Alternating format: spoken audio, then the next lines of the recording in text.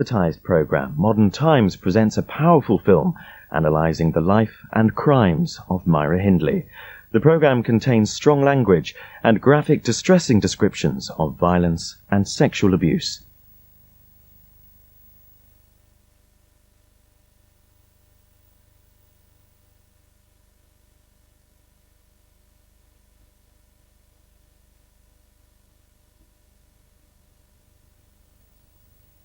I was kept in a small office with 3 police people who refused to speak to me.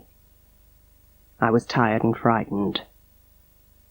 When we left the room, they led me down what seemed like endless flights of stone stairs, dimly lit with 60-watt bulbs.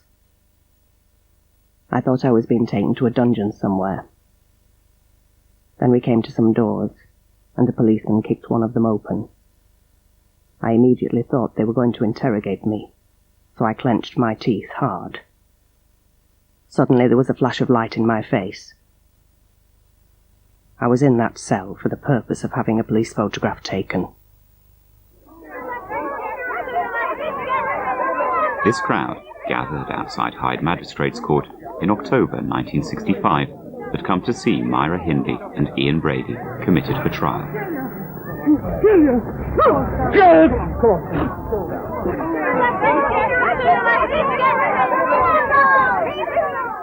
17-year-old Edward Evans had been found murdered in their house. There the police found clues, which led them to 2 shallow graves on Saddleworth Moor. In the first lay 10-year-old Leslie Ann Downey. Nearby, they found the body of 12-year-old John Kilbride. Well, hanging's too good for them. Well, it's too quick. It is. They want to torture them. A tooth for a tooth, and a life for a life. They should take a life for a life. 35 years on, the police cells where Myra Hindley's arrest photograph was taken have been abandoned. Like the picture and the story of the Moors murders, they seem frozen in time, a haunting reminder of the past. Today, Myra Hindley is probably still the most hated woman in Britain, and the current Home Secretary, like his 4 predecessors, is unwilling to free her. The House of Lords is in the process of deciding whether this is lawful. But how did she come to take part in these terrible crimes? Maybe, if we understand that, and why the Moors murders have never faded into history, we can decide whether people like Myra Hindley can ever be freed, or whether some crimes are so terrible that the people who commit them should die behind bars. It is always wrong not to seek to understand. Again, people will not see that when you seek to understand, that is not because you wish to condone or even to forgive. It's not your or my place to forgive anything in this event. If you're religious, it's only for God to forgive. If you're not religious, it's only for the people who have suffered directly from these acts to forgive. But it is up to us to understand, because understanding is a way towards knowledge and a way towards working out what makes the human being what he or she is, what makes him right, what makes him wrong, what makes him function, what makes him descend into a disorder and into this kind of hell. If we don't bother to understand, then we live in some kind of chaotic morass of just hatred and vengeance. And I wouldn't feel happy living in a world like that. Ignorance is never preferable to understanding. As a journalist, I'm not allowed to interview Myra Hindley, but I can question her through letters, and she is allowed to make the occasional phone call. This is Myra, and all I want to say to you is that I've gotten your letter, thank you very much, and the envelopes, and I'll be starting the next episode later on today and get them off to you early in the week. That's all. 2 years ago, I began to question her about her life. The words in this film have been drawn from 150 pages of letters. She received no payment for writing them and had no control over how they were used. They're read by an actress. Dear Duncan, I'm using first-name terms since there is likely to be a lot of written contact between us, and it makes the situation less formal. I was born in a working-class area of Manchester and lived for most of my life with my grandmother. although my parents and younger sister lived in the next street.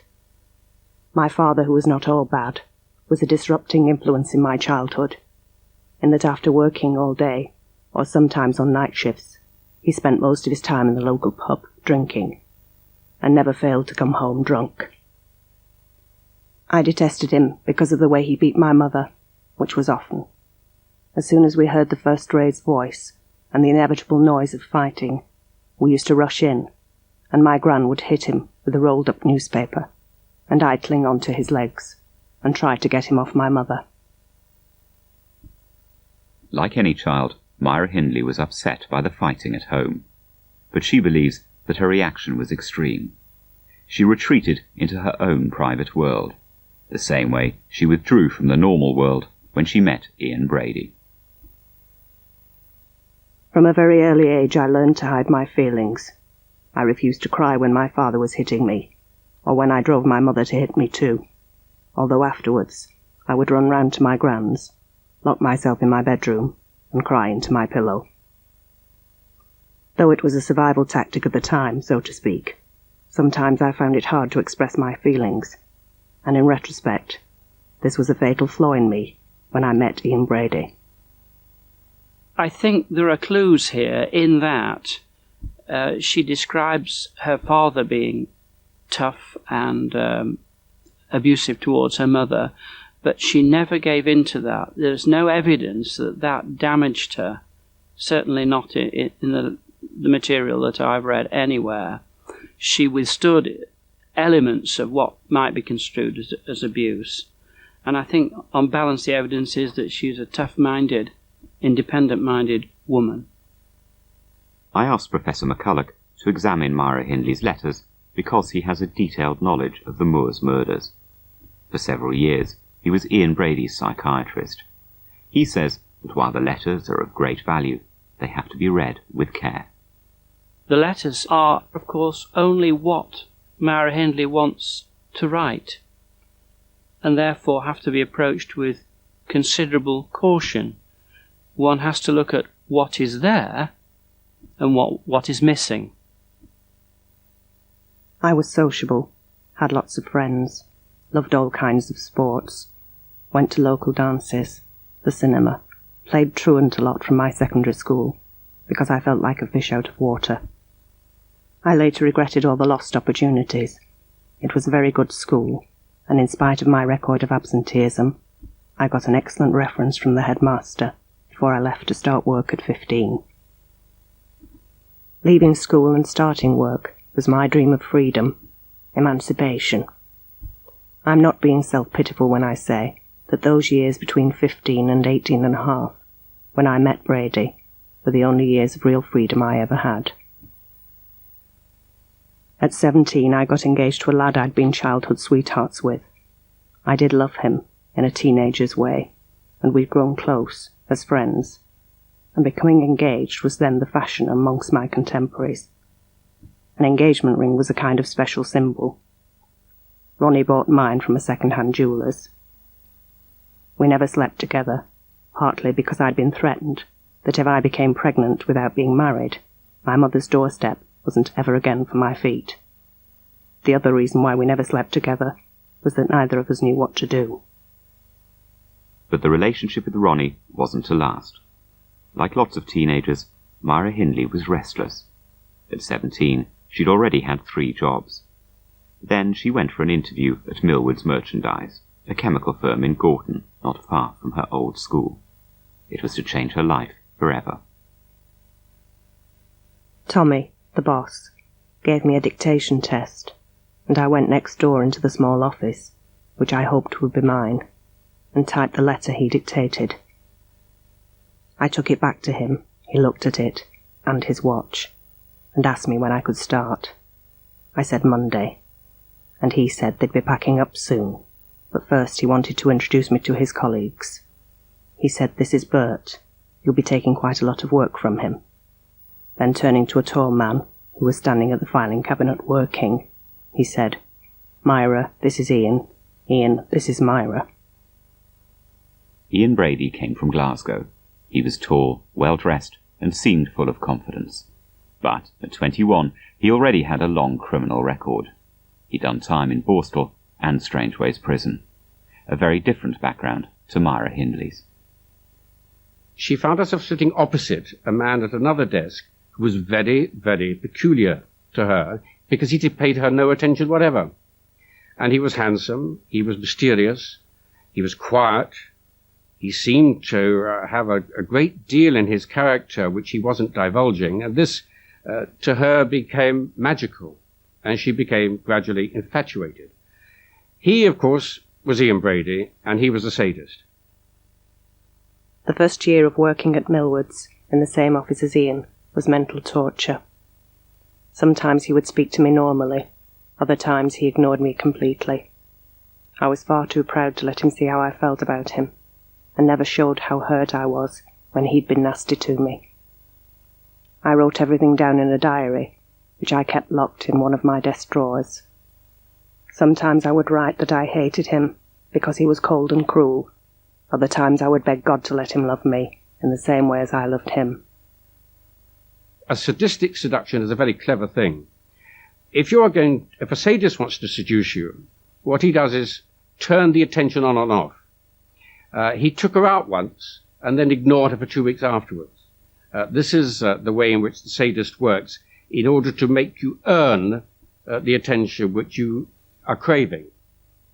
However sophisticated his seduction methods may have been, the relationship with Myra Hindley began in the mundane circumstances of the works Christmas party. A room had been hired in a pub where people had got drunk. Then they went back to the office. Someone put the record player on. I was too drunk to remember what was playing, but to my utter amazement, Ian suddenly pulled me up off my chair and began staggering around dancing with me. I thought I would die from being held in his arms, even though he was a lousy dancer and trampled all over my feet. He walked me down to the bus stop and asked me if I would go for a drink with him that evening. I can't remember what pubs we went to, but we were both drunk. The last bus had gone, so we walked home. He asked, was I letting him come into the house? I said no, my gran would still be up.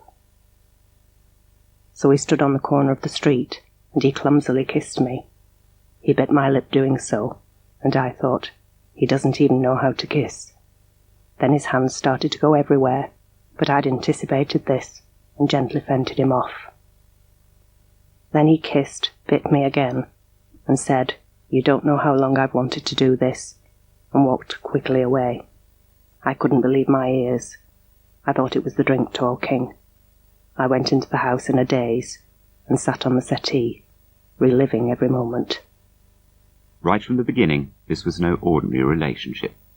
Ian Brady didn't just want her affection, he wanted her to accept his bizarre ideas. She says he took her to see films about the Nazis, and told her how much he admired their philosophy, and the depraved ideas of the Marquis de Sade. He was obviously no normal man, but rather than reject him, Myra Hindley entered his world. Brady is intelligent, tall, charismatic, engaging, interesting to talk to, widely knowledgeable about certain areas of life, such as, for example, Hitler and Hitler's speeches and Nazism, and extremely self-controlled, able to dangle one on a string. If he knows that you want to know something about him and he doesn't want you to know, you won't learn what it is you want to know.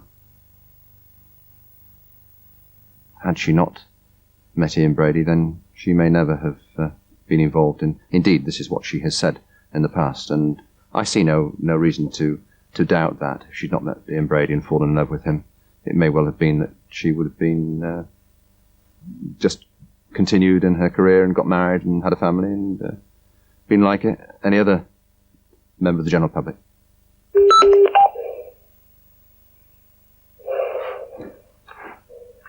It's Myra.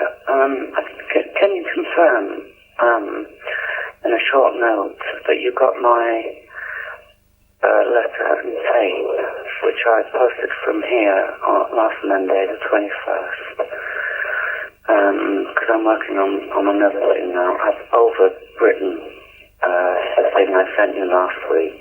I can vaguely remember where I left off, so I just hope that I've got it right, but it won't be much out. Okay, thanks. Bye. Before she met Ian Brady, Myra Hindley had been a practicing Catholic. She was confirmed at the monastery church of St. Francis, just down the road from her home.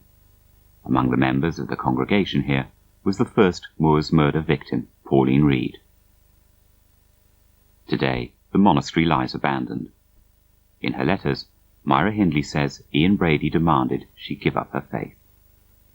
He scorned me for believing all the crap in the Bible, and for going to church, Mass, with its mumbo-jumbo and incense and confession. It was hypocrisy. Marx was right when he said religion was the opium of the people, a crutch to hobble through life on, because religious people were weak and needed something to believe in, to help them accept the bad things that happened, and there was no afterlife. It was all man-made lies, and you didn't even know you were dead.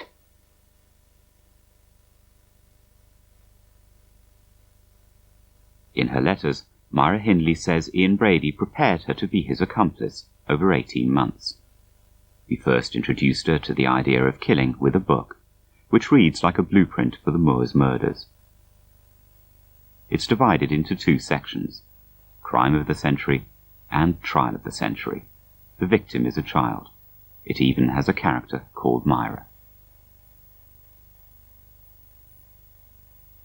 He had given me a book called Compulsion, which was the story of Leopold and Loeb. They decided to commit the perfect murder. They were studying the philosophy of Nietzsche and his theory of the superiority of the pure Aryan and the strong overcoming the weak. It was very much the Nazi philosophy. They kidnapped a 12-year-old boy for a ransom. They killed him, were caught, and sent to prison. I told him it was a very disturbing book, but why exactly had he wanted me to read it? He told me he wanted to do a perfect murder, and I was going to help him. 5 years later, like the characters in Compulsion, she was standing in the dock, charged with murdering children. I was panic-stricken because I knew Leslie wouldn't disobey me and go away. I knew she'd either been taken or something had happened to her, you know. One of the children she was accused of killing was 10-year-old Leslie Ann Downey. But even up to them finding Leslie, I still had hope that she was alive, because I didn't think anyone had harmed her, you know, because she wasn't a child that would cheek anybody to be harmed. This is the Magistrates' Court in Hyde Town Hall, where Myra Hindley and Ian Brady first appeared. Like many of the places connected with the Moors murders, it's been abandoned, but never demolished, as though no one's quite sure what to do with it. It's here that a recording of Leslie Ann Downey's cries for mercy was first played to a horrified audience, including the child's mother. On the tape, Myra Hindley is heard shouting at the girl to shut up and stop spitting out the gag in her mouth. The worst part of it was seeing Mrs. West in the witness box, and I was looking at her as she was giving evidence, and she saw me as I was looking at her, and she screamed across at me, "How can you look at me?" And she called me every name under the sun, and it suddenly hit me just what I had done. The nation was appalled by the suffering of Anne West's daughter. The tape recording of her being abused was the one piece of evidence that could not be denied. Anne West was to spend the rest of her life ensuring this was never forgotten. The Moors murderers only escaped hanging by a matter of weeks. The death penalty was abolished between their arrest and trial. Myra Hindley was sentenced to life for the killing of 2 children and being an accessory to a 3rd murder. Ian Brady was found guilty of 3 murders. Together, they had maintained their innocence throughout and made no mention of the 2 other children they had killed and buried on Saddleworth Moor. Myra Hindley's obsession with Ian Brady was so powerful that it not only survived the pressures of a murder trial, but lasted well into their imprisonment. She even continued to feed his sadistic sexual fantasies, writing him letters in a secret code. It was only after 6 years of physical separation, when she was in her late 20s, that the relationship began to weaken. I can't remember what prison he was in at the time. He said he could sense from my letters that I was drifting away from him. I really wanted to sever contact with him, for he was still so bitter and wrote constantly. I began to dread his letters arriving, for he began insulting me about my religion. He wrote, "What colour hair shirt are you wearing today?" and "What slogan do you have round your neck today? Jesus loves you. Do people other than Christians have a hotline to God?" And really nasty, hurtful things, until I finally decided that he'd begun to hate me. So I wrote my last letter to him. It was very short. I just said that we were no longer remotely on the same wavelength, that I was no longer prepared to receive abusive letters, not to write back to me, because I'd asked the governor to return any letters from him unopened.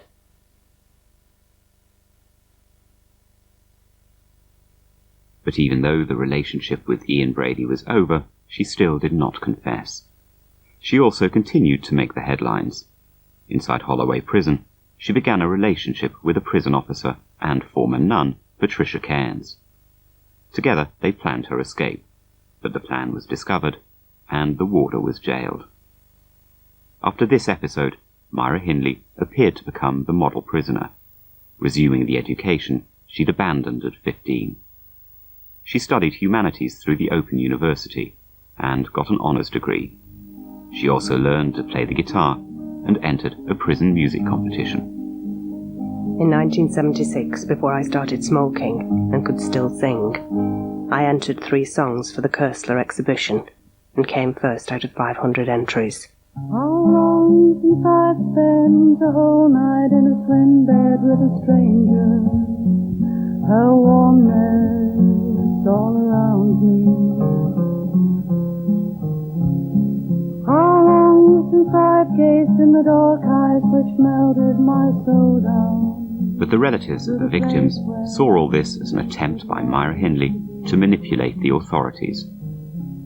The mother of Leslie Ann Downey, Ann West, was one of those who gave countless interviews to argue against any suggestion of release. No way can they let them out. If they do, I'll be going in because she'll be dead. She was a woman. She should have had motherly instincts. She is not human. Devil's daughter. But there's always that little doubt in my mind that one day maybe they will be set free. And that's what's on my mind when I go to bed of a night. My child begged her, "Please let me go. I know what you've done to me and I'll not tell Mummy. Please let me go home to Mummy." She wouldn't do that for my daughter. Do you think I could ever forgive her? The monster she is. She deserves all she gets, that monster. And more, and more. The hours for once they pass slowly, unendingly by, like a sweet breeze on a field.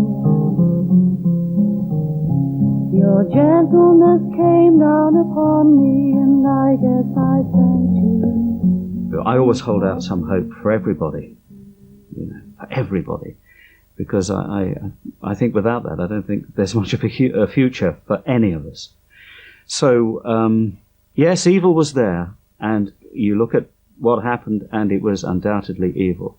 But the person I know today, the person with whom I meet every now and again, we keep in touch, is not an evil person. But the relatives' anger was fueled for more than 20 years by the fact that the Moors murderers had not admitted their guilt. In 1985, Ian Brady finally confessed to a journalist and told him they'd killed not 3 children, but 5. The police reopened the case and visited Myra Hindley. She agreed to help them find the 2 bodies still lying on Saddleworth Moor, and, after 21 years, she finally made a full confession. You know, people say, well, why didn't she confess straight away? Well, all these things are a process. We all live our lives in a kind of a process. Things unfold. Things are peeled off. Fears are taken away gradually. And I think this happened with her too. And any thought that she might come out, or any thought that she's quite normal, seems to draw forth from people, oh no, we don't want her to be like that. We want to keep her in the evil icon image, this evil monster that we can hate. Police sealed off the moor to protect Myra Hindley. On the 2 occasions she returned to help them find the missing bodies. Detectives had been over every scrap of evidence before asking for her assistance. In the course of our review, we had pinpointed 2 areas of the moor that we felt were of interest, if I can use that phrase again. Hollinbrown Knoll and Hograin and the Shiny Brook areas, where Keith Bennett's body, we now know Keith Bennett's body is buried. What we didn't know, we thought that there would probably be a body in either one of those or in both of those, but we didn't know which one was where. But we certainly highlighted those 2 general areas. And Myra Hindley was able to confirm that those were indeed the 2 areas of interest to us, and tell us which body was buried in which location. But her appearance on the moor reopened old wounds. The father of John Kilbride, one of the children found in 1965, tried to get through the police lines to take his revenge. How do you feel about this police operation? Police operations are alright as long as it let me through. That's all I have against them. But if this brings it to an end, would you welcome that? Presumably you would. Yes, and then you would get hard on them. If you want to say, it's there. I come repaired to kill it. Despite her visits to the moors, the search was unsuccessful for 7 months. But in July 1987, a late-night telephone conversation between Myra Hindley and the police gave them a vital clue. We had been wondering whether it was daylight or dark when the body was buried, because if it was in the dark, then it wouldn't have mattered had that gravesite been visible from the road. Whereas if it was done in daylight, then it would. And we thought this might be have some bearing on our search. Myra Hindley replied to the question. It was just going dark. It was dusk. She said I could see the outline of the hills on the other side of the valley. And to our astonishment, there was only one relatively small area where we could actually stand and see the outline of the hills on the opposite side of the valley. So it narrowed our search area down quite dramatically. And it was really a chance question and a chance answer, I guess. So I have to say, even unwittingly, she certainly helped us there. After more than 20 years, the body of Pauline Reed had been found. A funeral service was held at the monastery church of St. Francis, where she and Myra Hindley had attended Mass.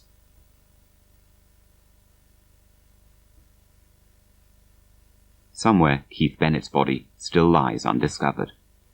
Police brought his mother, Winnie Johnson, to the moor to explain exactly what they'd done in the search for his grave. She remained determined that one day he would be found. As far as I'm concerned, I'm getting back to him as soon as I can, because it's not going to rest here. I don't intend it to, and as long as I draw breath, I'll fight for what is rightfully mine. The fact that Myra Hindley helped the police find one body did not improve the public mood. Instead, confirmation that she had helped kill 5 children increased hatred towards her. That hatred has persisted. In her letters, Myra Hindley accepts her guilt, but claims that people do not understand the extent to which she was under Ian Brady's influence. He had such a powerful personality, such an overwhelming charisma. If he'd told me the moon was made out of green cheese, or that the sun rose in the west, I would have believed him. I was so stupidly unworldly, emotionally immature and unsophisticated. I was a dreamer, a romantic. All I'd ever hoped for from a relationship with him was marriage and children. but it wasn't to be. He used to take pornographic pictures of me, telling me to smile and pose and look as though I was enjoying it, sometimes using the timer on his camera. He took some of both of us and told me to take some of just him. We often drove up to Saddleworth on his bike during the day and at weekends and sometimes at night. We used to climb to and over the big rocks, where he would tell me he was going to practice carrying a body, tell me to make myself as limp as possible. Then he'd hoist me up and over his shoulder with my arms and head hanging over one side, and my lower body and legs over the other side. The blood used to run to my head until I was going to faint. If Myra Hindley thought this was just a game, the seriousness of it soon became clear. He told her he wanted her to find him a victim. She was to pick up a child in her van, drive to Saddleworth Moor, and wait for him in a lay-by. She says she was reluctant to help him carry out his fantasies. I parked the van against a wall and just sat there. I did see a few kids, some on their own, and it was easy enough to do what he'd told me, but I just couldn't. There was no way I could do it. I went in and told him I'd tried, but couldn't find anyone whom it was safe to approach. He said he'd seen me parked in the van against the wall. He said I'd have to try again the next day, Sunday. She went out in the van, and, once again, failed to pick up a child. But whatever her doubts, she still went home to Ian Brady. He went mad. Didn't I realise that kids were told not to talk to or go with strange men? That was why he needed me to pick someone up, because I was a woman, and a child would be more trusting of a woman. I burst into tears, and he slapped my head backwards and forward, and began strangling me. I managed to fight him off, and told him to stop it. Myra Hindley says Ian Brady then tried to scare her into doing what he wanted, by drugging her with sleeping tablets. She claims he also drugged and threatened to kill her grandmother. It was only then she made an attempt to escape. I knew I had to get away, for both my sake and that of my family. I secured an interview with NAFI headquarters in London, who were recruiting for people to work for the British forces in Germany. I got the job, in spite of feeling that I'd failed my medical. When I got back to Manchester's Piccadilly train station, Brady was waiting for me, which I didn't expect. We drove home in silence. He stripped me, gagged me, and beat me with a cane, raped me anally, which he often did because he knew I cried with the pain, and hated him doing that to me. Then he turned me over and urinated inside me. Before leaving, he warned me that if I ever tried to get away again, I'd be the sorriest person alive.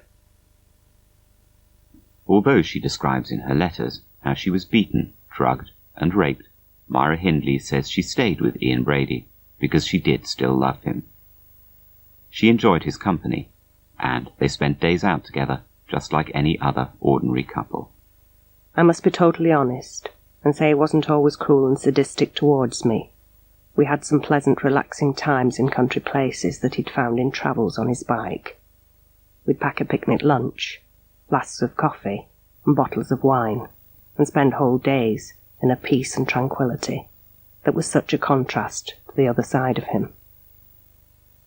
These were moments I treasured and thought about when things were bad, trying to remember, telling myself that he couldn't help what he was, and maybe in time he would become accustomed to ordinary domesticity, and we could live a normal life. But all hopes of a normal life for Myra Hindley disappeared on the 12th of July, 1963. That evening, she left her home in Gorton in her van, with Ian Brady following behind on his motorbike. They were setting out to abduct a child. We set off, and soon saw a little girl on her own across the other side of the road. He flashed his light, but I drove on. He overtook me and told me to stop the van. Why hadn't I picked that girl up? It was an ideal opportunity, with virtually no one anywhere near her. I said she was 8 years old. Her name was Mary, and she lived next door but one to my mother. He grudgingly agreed that I was right to drive past, to carry on down Froxmore Street, and to watch for his headlamp light. I saw a young girl walking down the street on her own, with nobody else in sight. He flashed his light, and I slowly drew up just behind the girl, opened the passenger door, and called to her to ask if she could spare a minute. She turned round, and to my horror, it was Pauline Reed. The circumstances in which Pauline Reed was abducted were extraordinary. They were just a few hundred yards from where Myra Hindley lived with her grandmother. 16-year-old Pauline was a friend of her sister's, yet she picked her up, knowing she was going to be murdered. I knew I had a choice. I could either just wave at Pauline and drive past her, in which case she would have lived, and I would have to endure the consequences of Brady's rage. This all happened in split seconds. I made the choice of having to sacrifice Pauline so that my own family would be safe. I felt sick with fear and self-loathing as I asked her if she wanted a lift. Myra Hindley says that she asked Pauline, who was on her way to a dance, whether she would help her look for a glove she'd lost on the edge of Saddleworth Moor, 20 miles away. She claims Pauline Reed went willingly. As I write, I can still feel the same emotions as I felt then. I knew she would never get to the dance, or any other dance, ever, for I was driving her to her death. As we approached the lay-by, it was still fairly light, but with very little, if any, sun. He arrived in what seemed like seconds. We both got out of the van, and I told Pauline this was Ian, and to him I said, "This is Pauline. She lives quite near to Grand's, and is a friend of Maureen." He ignored the implications of what I'd said, and smiled at her. He said to Pauline that they'd start making their way up the bit of a hill, and I stood for a moment watching them. She says that as she watched Ian Brady lead Pauline Reed away, she knew she would never see her alive again. But Myra Hindley didn't try to stop Ian Brady, go for the police, or run away. Supposing I phoned the police and they came and nothing had happened upon the moor, both he and Pauline would say they were looking for an expensive glove and were waiting for me to join them. The police would think I was some kind of crank. We would have to go back home, dropping Pauline off at the dance hall. And I shuddered at the consequences. I didn't know what to do. Then I heard a scrambling noise and looked out of the passenger seat window. It was Brady. He asked me if anything had happened, and I said no. Then he told me to get out and follow him. He led me to her body, which I tried not to look at. I didn't know at the time he was testing me, and that there was no need for me to be there. He told me to look at her. I'll never be able to forget what I saw. I stood and looked at the dark outline of the rocks, against the horizon of the dark sky, and 3 people died that night. Pauline, my soul, and God. No God would let what had happened happen. Pauline Reed was buried in a shallow grave on the moor. She had been raped, and her throat had been cut. She does say that with Pauline Reed she was taken onto the moor and saw the body, perhaps not yet dead, but certainly an extremely unpleasant sight. Whether she was there or not at the time, I don't know. But she was certainly there at the immediate aftermath, and that is one of the most distressing things that can happen to anybody. People of a more nervous disposition or less fortitude become completely disintegrated. They deteriorate in terms of depression and mood. They become anxious. They develop a syndrome called post-traumatic stress disorder, which of course was seen in Vietnam veterans, was seen in the Hillsborough victims, and is seen in any extremely serious threatening situation. There's no evidence of any of this in these letters. We didn't speak much on the way home. Both of us were lost in our own separate thoughts. Then he said, "If you had shown any signs of backing out, you would have finished up in the same grave as she did." I just said, "I know." At last we reached home. He took off his overcoat, said there was a bit of blood on it, so I'd have to take it to the dry cleaners tomorrow, and systematically began to cut his clothes up and burn them in the fire. He made me get the spade and scrub it thoroughly in the sink, so that every trace of earth was removed. He saw me reaching for a pair of washing-up gloves, and told me not to be so effing squeamish. It was only earth. I said I wasn't touching it with my bare hands. I felt like hitting him with it. I wasn't having grave dirt down my fingernails.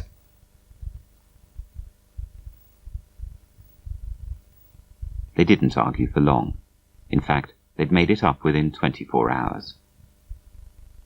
He'd bought a bottle of Drambuie to celebrate, and he sat down next to me on the settee, sipping his drink, and saying after all the years of dreaming of it, he'd actually done it. He'd committed the perfect murder. He asked me how I felt about it. I told him I'd never in my wildest dreams imagined that something like this could have happened, and began to cry. He stroked my hair. I thought the merest touch would repel me, but in spite of what had happened, this new tenderness touched the core of my heart, and flooded it with all the love and emotions I'd felt for him for so long. We fell asleep on the settee, with his arm still round me, and my head on his shoulder, and this time I slept deeply from sheer exhaustion, the drink and the crying, and there were no nightmares. Had it not been for, and I think Myra Hindley would be the first to admit this, had it not been for the fact that she was involved, the children, it would have been unlikely that the children would have gone along willingly with Ian Brady on his own, as it was with a couple, with them working together. All the children, all the young people involved, went along quite readily and accepted the stories they were given to effectively abduct them.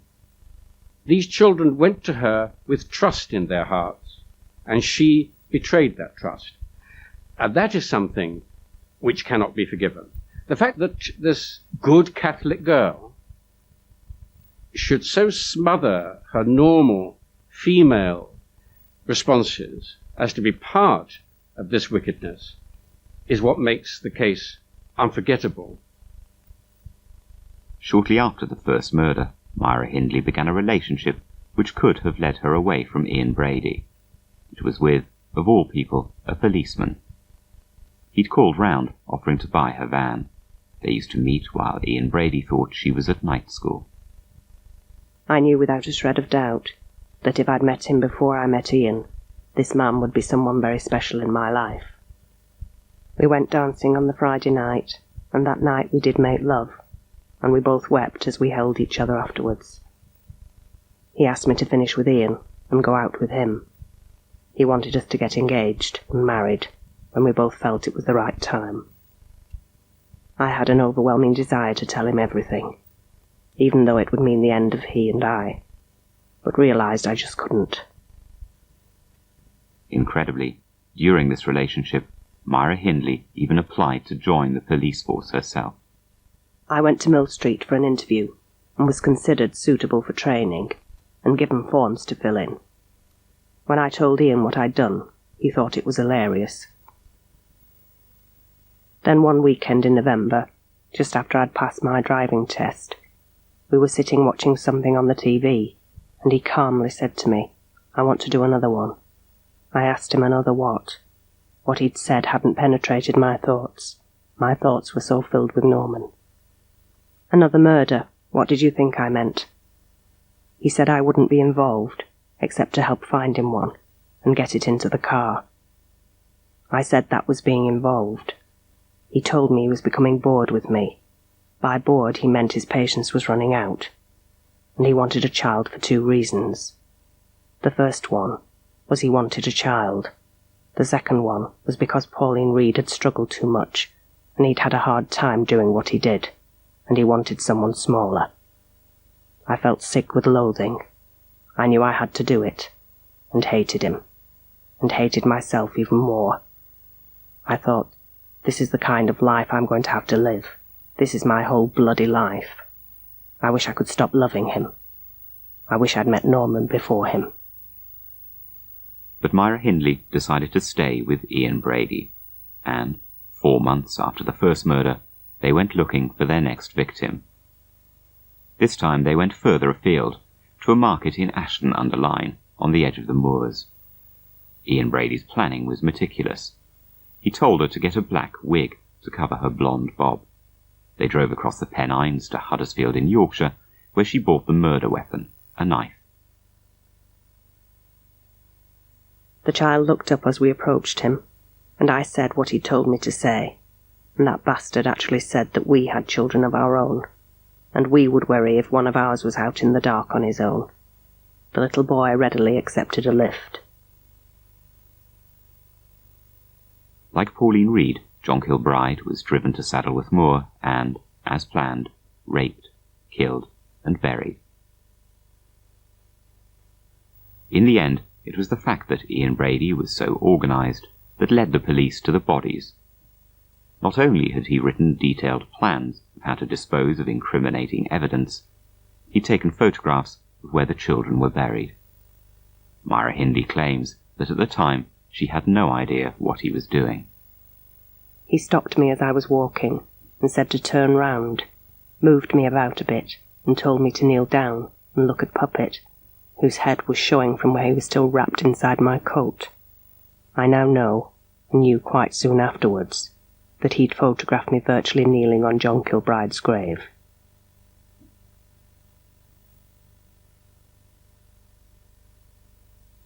I'd become an emotional wreck, and I knew then that there must be a callous streak in my nature, a cruel streak even. There must have been. Must have been something in me before I forced all the rottenness out of myself, or as much of it as possible, over years and years. And I still don't know what it was rooted in, or where it came from.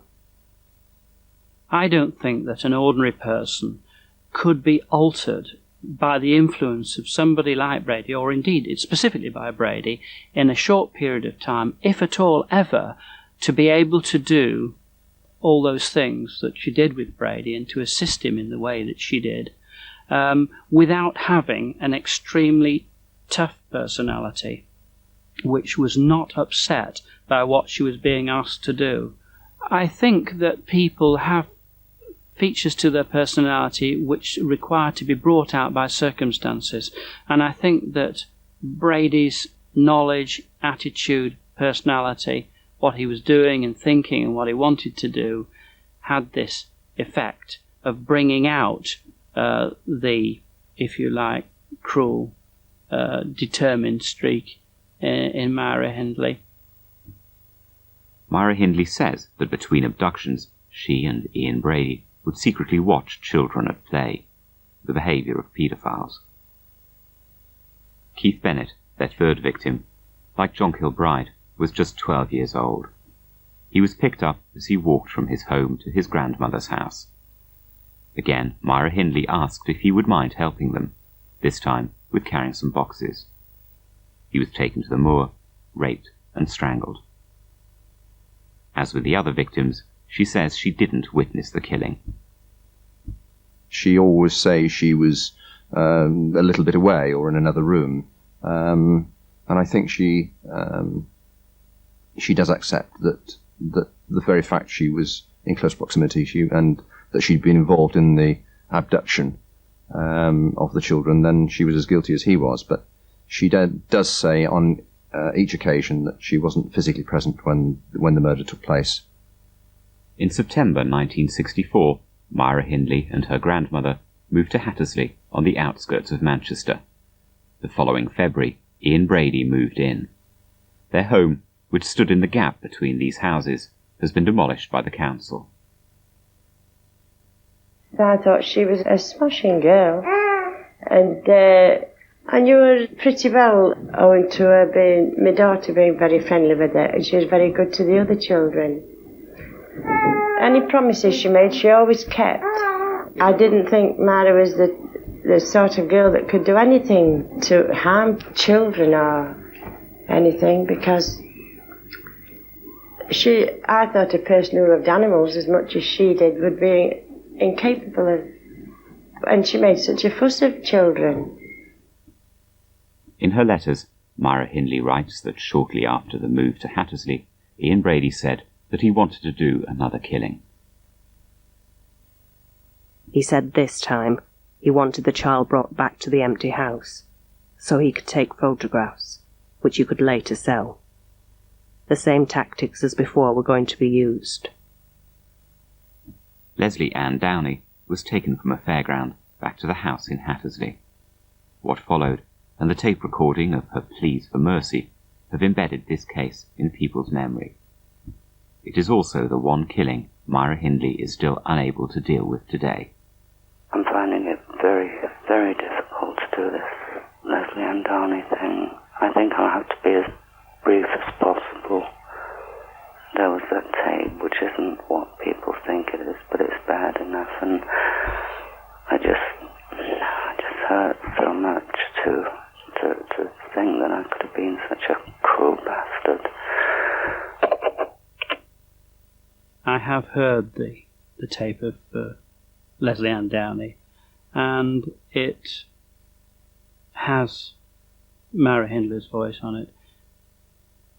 There's no element of that tape which betrayed any sympathy towards a little girl who was plainly in great fear. No sympathy whatsoever. It's the only situation where there's independent evidence of Myra Hindley's presence and complicity, and it's arguably the most sensitive point against what she's seeking to argue, and therefore I think its absence from discussion in the letters is extremely meaningful. Shortly after Ian Brady and Myra Hindley moved to Hattersley, they were followed by Myra's sister Maureen and her husband David Smith. They moved into a tower block just a few minutes' walk away. Ian learned all about David's quite violent past, all his dissatisfaction with his life, the grudges he nursed. They had so many things in common. It came as no surprise to me when I finally learned that David had been recruited, had become almost as slavish a disciple as I was. Myra Hindley helped Ian Brady to pick up their final victim, Edward Evans, from a railway station in central Manchester. He was taken back to Hattersley and battered to death while David Smith was in the house. But the crucial difference between Myra Hindley and her brother-in-law was that within hours of the killing, he went to the police to tell them what had happened. The next morning I knew I had to bring my granny a cup of tea, because if I hadn't, it would have been out of the routine. So I just made the tea, and there was a knock on the back door, and I was in a state of total shock. I opened the door, and to cut a long story short, it was a policeman dressed in a baker's uniform, or his jacket and hat, and it had sunblest on the pocket. The first thing I said was, "You've got the wrong house. We have Mother's Pride." 35 years after the arrest of Myra Hindley and Ian Brady, the emotions attached to the Moors murders are as strong as ever. Keith Bennett's body has still not been found, and while his mother, Winnie Johnson, and the other relatives of the victims maintain pressure on politicians for her to die behind bars, Myra Hindley herself continues to challenge the Home Secretary's right to keep her in prison. It would certainly, I think, be more helpful if there were a set of legal rules, and if this was dealt with in a legal context rather than politicians becoming involved in it, because it's such a high-profile case, it makes their decisions so much more complex and so much more difficult. The prosecutor, Elwyn Jones, said that she had been indoctrinated and corrupted, said that she was an accomplice, not a perpetrator. And the judge who passed the verdict 2 days afterwards wrote to the Home Office, and I've written down what he said, because I think this is 1966, it's 33 years ago, but it's been forgotten. Judge Fenton Atkinson wrote to the Home Office, "Though I believe Brady is wicked beyond belief, without hope of redemption, short of a miracle, I cannot feel that the same is necessarily true of Hindley once she is removed from his influence." And that was the judge himself at the time of the trial. that has been forgotten, and it's quite the opposite has happened. It has been assumed that she's increased in wickedness over the years. Last week, the Law Lords heard Myra Hindley's latest appeal. They will now rule on whether decisions taken by politicians about her continued imprisonment are lawful. In 1982, the Lord Chief Justice, Britain's most senior judge, recommended that she serve at least 25 years. Since then, successive Home Secretaries have first increased that term, then ruled that she should die behind bars. Nobody wants to say anything which is going to be unpopular. And it seems that in the way we think about Myra Hindley, that the first thing that seems to come into a lot of people's minds is just the recycling of the hatred and the hostility and the projecting back, sending it all back. But I don't believe, finally, this brings out the best of what it means to be a human person. And I think that hatred and hostility and revenge-seeking actually gnaws away at us. It eats away at us.